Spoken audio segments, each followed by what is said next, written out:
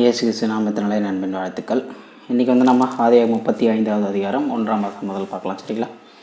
தேவன் யாக்கோபை நோக்கி, நீ எழுந்து பெத்தேலுக்கு போய் அங்கே குடியிருந்து நீ உன் சகோதரனாக ஏசாவின் முகத்திற்கு விலகி ஓடிப்போகிற போது உனக்கு தரிசனமான தேவனுக்கு அங்கே ஒரு பலிபீடத்தை உண்டாக்கு என்றார். அப்பொழுது யாக்கோபு தன் வீட்டாரையும் தன்னோடு கூட இருந்த மற்ற அனைவரையும் நோக்கி, உங்களிடத்தில் இருக்கிற அந்நிய தெய்வங்களை விலக்கி போட்டு உங்களை சுத்தம் பண்ணி கொண்டு உங்கள் வஸ்திரங்களை மாற்றுங்கள். நாம் எழுந்து பெத்தேலுக்கு போவோம் வாருங்கள். எனக்கு ஆபத்து நேரிட்ட நாளில் என் விண்ணப்பத்திற்கு உத்தரவாதலை செய்து நான் நடந்த வழியிலே என்னோடு கூட இருந்த தேவனுக்கு அங்கே ஒரு பலிபீடத்தை உண்டாக்குவேன் என்றான்.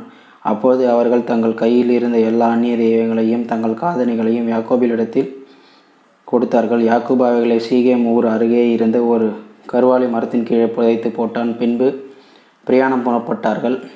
அவர்களை சுற்றிலும் இருந்த பட்டணத்தாருக்கு தேவனாலே பயங்கரம் உண்டானதினால் அவர்கள் யாக்கோபின் குமாரரை தொடராதிருந்தார்கள்.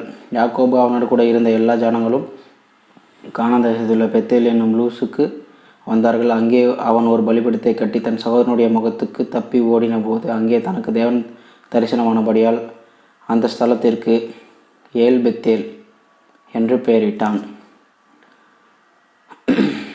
அதாவது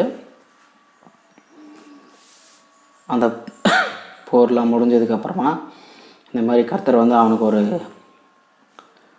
செய்தியை சொல்கிறாரு. இந்த மாதிரி உன்னோட சகோதரனுக்கு தப்பி ஓடி ஒரு இடத்துல தங்கி அங்கே நான் அவனுக்கு தரிசனமானாலே எனக்கு ஒரு பலிபீடத்தை அங்கே கட்டு அப்படின்னு சொல்கிறாரு.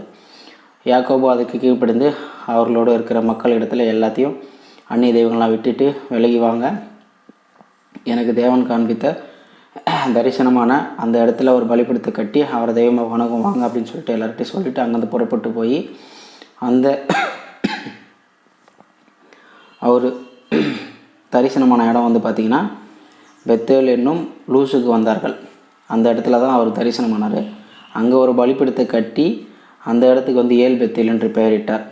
சரிங்களா? இதற்கு பிறகு என்ன நடந்தது அப்படின்றத நம்ம நாளைக்கு வீடியோ பார்க்கலாம். கர்த்தர் உங்களை ஆசீர்வதிப்பாராக. ஆமென்.